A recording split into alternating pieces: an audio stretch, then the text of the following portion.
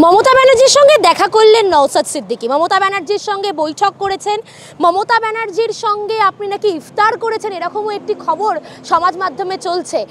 কি হয়েছিল আসলে? কারণ বারংবার বিভিন্ন দল দাবি করছেন যে নওশাদ সিদ্দিকী তৃণমূলে যোগদান করছে। একেবারে আপনার থেকে সরাসরি শুনুন। আমি কোন দুঃখে আমি তৃণমূলে যোগদান করব? আমি কি ডিসেবল হয়ে গেছি? আমি কি অপারক হয়ে গেছি যে আমি তৃণমূলকে গিয়ে আমাকে শেল্টার নিতে হবে? আমাদের ছোট্ট কুড়ে ঘরে আমি শান্তিতে আছি। আমরা আমাদের পরিবারের গুটি কয়েক সদস্য আছে, তাদেরকে নিয়ে আমি রাজপ্রাসাদে গিয়ে আমার বাক স্বাধীনতা কেড়ে নেবে, ওই রাজপ্রাসাদ আমার চাই না।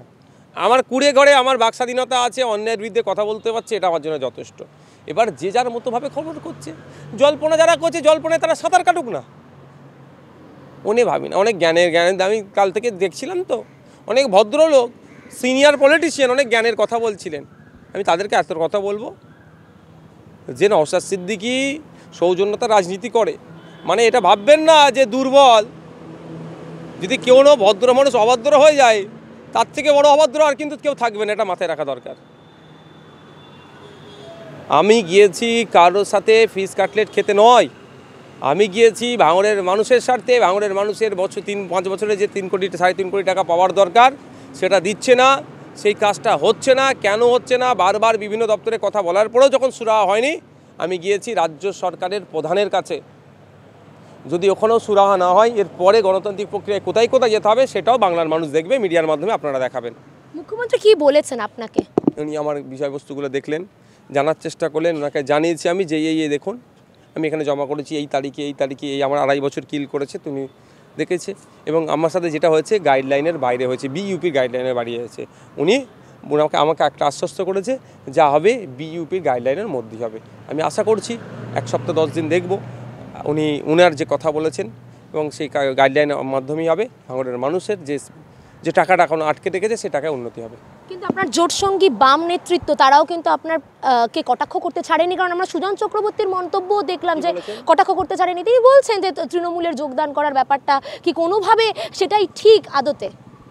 উনি একজন সিনিয়র মোস্ট পলিটিশিয়ান, ওনাকে কাউন্টার করলে কতটা ওনার গায়ে লাগবে তার থেকে বেশি আমার গায়ে লাগবে। আমি যেটা কাউন্টার করছি না, শুধু এতটুকুই কথা বলছি।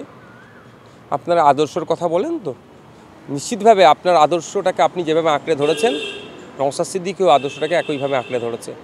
আপনার আদর্শের মধ্যে বিচ্যুতি ঘটা মানে ভাববেন না যে নওশাদ সিদ্দিকীর আদর্শের মধ্যে বিচ্যুতি ঘটে গিয়েছে।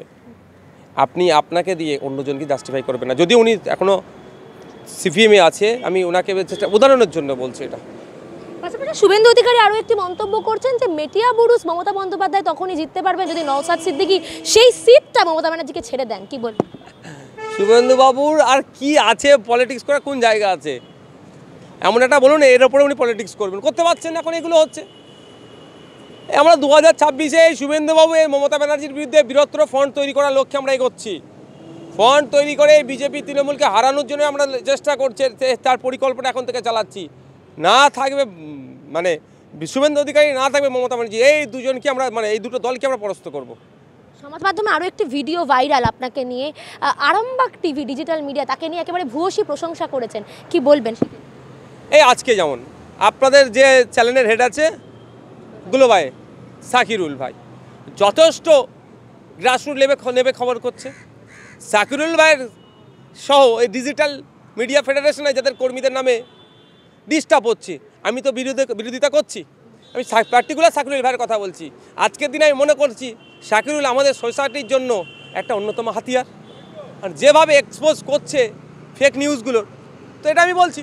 এবার একে যদি পুলিশ ডিস্টার্ব করে, স্বাভাবিকভাবে আমার উচিত হবে সাকিরুলের পাশে দাঁড়িয়ে সাকিরুলকে সমর্থন করা। ওই ভিডিওটা কবেকারের ভিডিও?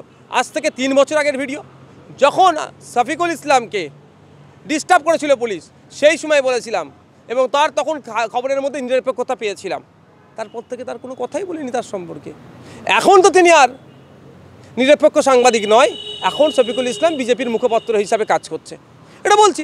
বা সে পুরাতন ভিডিওকে কাটিং করে যদি আমাকে কেউ আমার সম্পর্কে মানুষের কাছে বিভ্রান্ত দেওয়ার চেষ্টা করে, মানুষ এটা কেমনভাবে দেখবো? শুভেন্দু অধিকারী বারংবার বারুইপুরে শীতলা মন্দিরকে নিয়ে যে দাঙ্গা সৃষ্টি হওয়ার একটি ঘটনা ঘটেছে সেই নিয়ে কিন্তু সরব হচ্ছেন, বারুইপুর চলো অভিযানের ডাকও দিয়েছেন, কিন্তু আমরা কিন্তু এর আগে একাধিক দাঙ্গা, পাশাপাশি মুর্শিদাবাদের নওদার ঘটনা আমরা সম্প্রতি দেখতে পেলাম, সেই নিয়ে তো শুভেন্দু অধিকারীকে সরব একবারও দেখতে পাচ্ছি। যেখানে রাজনৈতিকভাবে কোনো একটা দলের মানে বিজেপি দলের কেউ জড়িয়ে গিয়েছে উনি চুপ করে যাবেন।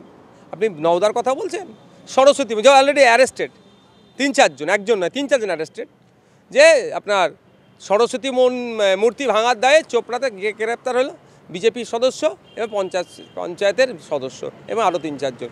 দেখুন বহরমপুরে কালী মূর্তি ভাঙচুর হলো, কারা, তার রাজনৈতিক পরিচয় খুঁজুন।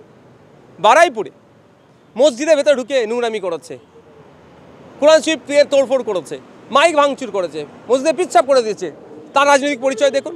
আর আমি সাথে সাথে এটা বলবো, বারুইপুরে শীতলা মন্দিরের আগুন লাগানো মূর্তি ভাঙচুরের বিরুদ্ধে আমি, ঠিক বারুইপুরে মসজিদের সাথে নোংরামি যারা করেছে তার যতটা বিরুদ্ধে, একইভাবে ওই শীতলা মন্দিরের সাথে যারা নোংরামি করেছে তাদের আমি বিরুদ্ধে।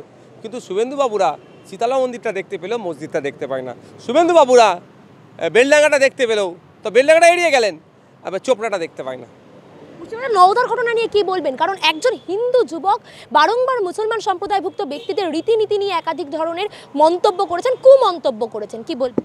কারণ এইগুলোকে তো দাঙ্গার দিকে টান নেওয়ার চেষ্টা করছে, এ বলার সাহস পাচ্ছে কোথায়? চাই আজকে মুসলমান সমাজকে নিয়ে বলেছে, কালকে হিন্দু সমাজকে নিয়েও কেউ বলবে, খ্রিস্টান সমাজকে নিয়েও যদি বলে, এই সাহসগুলো পাচ্ছে কোথায়? এগুলো বন্ধ করতে হবে, বন্ধ করতে গেলে প্রশাসনকে কঠোর হস্তে দমন করতে হবে। আরএসএসের ভূমিকা নিয়ে কি বলবেন এখানে? হ্যাঁ দেখুন, যে আরএসএসের ভূমিকা নিয়ে আমি বেশি কিছু বললে দিদিমণি রেগে যাবেন। মোহন ভাগবতজিকে কেশিয়াড়িতে মিষ্টি চাদর পাঠিয়ে দিচ্ছেন, যে আরএসএস আপনার কি বলে তার দুর্গা বলে দাবি করছে। 2011 সালে আরএসএসের সংগঠন এখানে কি ছিল আর এখন কত গুণ বুদ্ধি পেয়েছে, সেই মমতা ব্যানার্জির আমলে আরএসএসের ভূমিকা তাদের জন্য ঠিক আছে, আর রাজ্যের জন্য ভয়ঙ্কর।